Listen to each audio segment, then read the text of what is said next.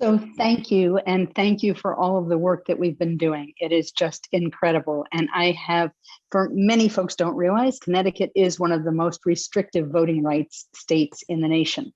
And so with Center for Common Ground's help, and with the help of some of our phenomenal electeds, we are moving that forward and working nationally as well. But I do have the incredible honor of calling Senator Dick Blumenthal a friend.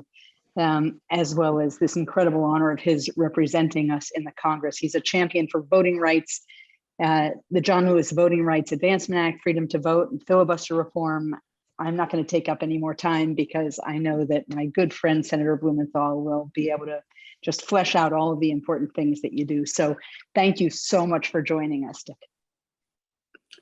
Oh, thank you, Carol. I am really so incredibly proud to join this wonderful group.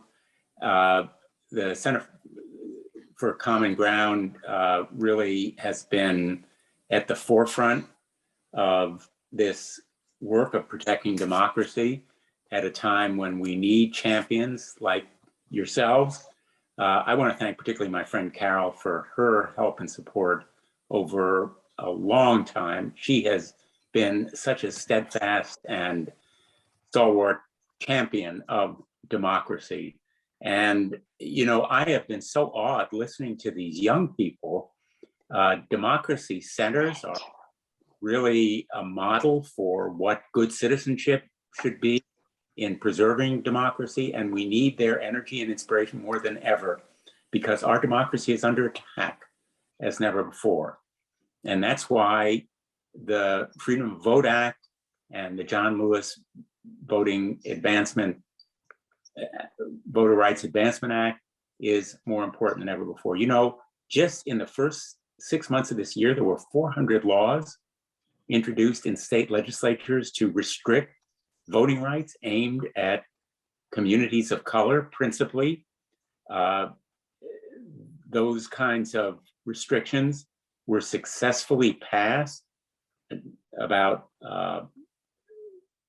49 states, about 30 laws, and these kinds of laws drastically reduce voting hours, polling places, numbers of polling places, absentee voting, as well as mail-in balloting, and maybe most important, redistricting, so that members of Congress will be redistricted out of their seats. And the final decisions about results in voting may be taken over by state legislatures. So this mission for me is absolutely at the top of my priorities. We're talking about the lifeblood of democracy. And it's not merely in this election, it's for future elections. It's not merely about Democrats. It is about literally the right to vote.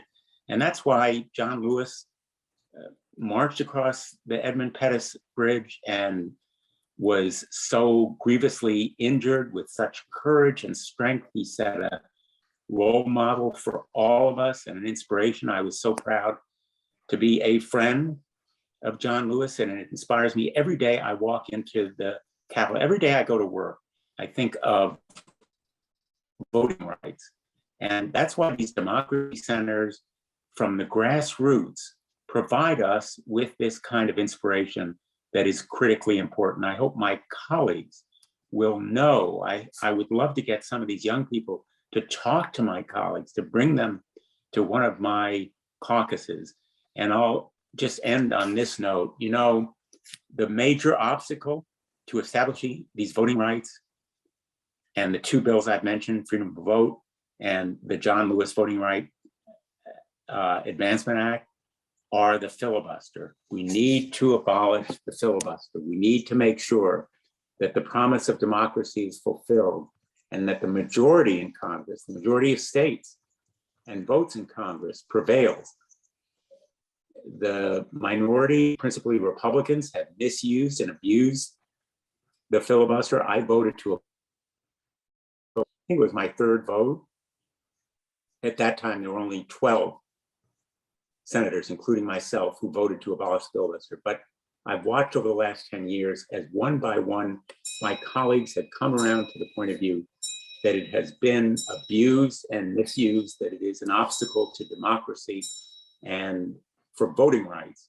We need to radically reform the filibuster. And I am very hopeful that we will do it, because nothing is more important than protecting voting rights. The American dream, literally, the dreams of these young people who are working in democracy centers are at stake. The future of our common ground, our consensus as a nation, is at stake. And if you look at the intelligence reports and the Department of Justice reports, what they will say is the greatest threat to democracy is not terrorism from abroad. It is, in fact, the potential for white supremacy and violent extremism within our country, preventing our democracy from working and stopping voting rights. So these repressive and regressive measures, often aimed at communities of color, are the great poison that we face, that we must prevent from undermining and destroying our democracy. And I'm just so inspired by the work that you are doing. It is common ground. It is the kind of respect for democracy that we should all feel. And I hope that everybody on this call who is offering support will double and triple it, literally double, triple, quadruple, and more. And I would love to bring some of you to Washington, D.C., to the Capitol, to talk to my colleagues and make real the vital lifeblood of our democracy that you are seeking to protect. Thank you so much to every one of you. And thanks for including me on this call. Thank you, Carol, for all your great service to our state and our nation. And that's why I love having you as our senator.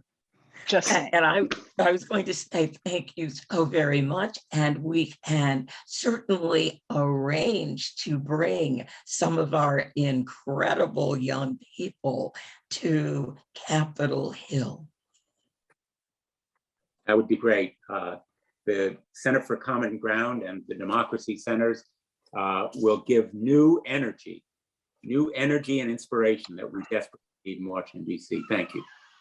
Thank you. Thank you so very much.